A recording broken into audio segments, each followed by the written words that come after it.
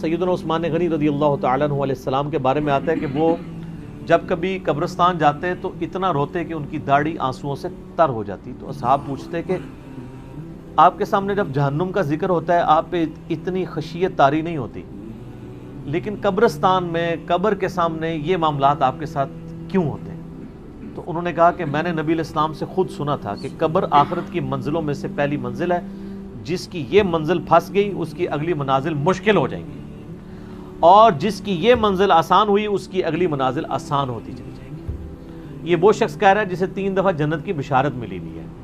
ہمارے پاس کوئی جنت کا ٹکٹ نہیں ہے اور ہماری بے پرواہی اپنے عروج کے اوپر ہے. اسی کو پنجابی میں کہا جاتا ہے نا، عقل نہ ہوئے تے موجیں ہی موجاں، عقل ہوئے تے سوچیں ہی سوچاں. جسے عقل نہیں ہوگی وہ موجیں مارے گا کیونکہ اسے پتہ نہیں ہے نا، لیکن جسے عقل ہوگی وہ سوچے گا کہ یار یہ معاملہ تو بڑا خطرناک ہونے والا ہے. صحیح بخاری میں حدیث ہے، نبی علیہ السلام نے فرمایا آپ ایک جگہ سے گزرے، کچھ اصحاب آپس میں یعنی ہنسی مذاق کرتے ہوئے ہنس رہے تھے، تو آپ کھڑے ہو گئے. آپ نے فرمایا جو کچھ میں جانتا ہوں نا اگر تم جان لیتے تو بہت کم ہنستے، زیادہ رویا کرتے.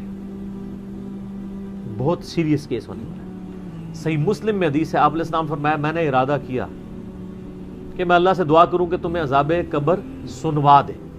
دکھانے والی تو کہانی ختم سر، سنوا دے. لیکن مجھے ڈر ہوا کہ اگر تم نے عذاب قبر سن لیا تم اپنے مردوں کو دفنا نہیں چھوڑ دو گے، ایسی خشیت تم پہ طاری ہو جائے گی. لیکن یہ اللہ تعالیٰ نے سب کچھ پردے میں رکھا ہوا ہے سر. صحیح بخاری میں حدیث ہے کہ میت جو ہے وہ چارپائی پہ کلام کرتی ہے.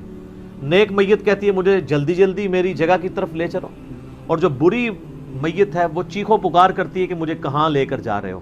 اور نبی علیہ السلام کے الفاظ ہیں صحیح بخاری میں کہ زمین و آسمان کی ہر مخلوق اس کی چیخیں سنتی ہے سوائے جنوں اور انسانوں کے، کیونکہ جنوں اور انسانوں کو اللہ تعالیٰ نے غیب کے پردے میں یہ چیزیں رکھی ہیں نا، اسی کے اوپر تو جنت ہے. ان الذین یخشون ربهم بالغیب لہم مغفرۃ واجر کبیر.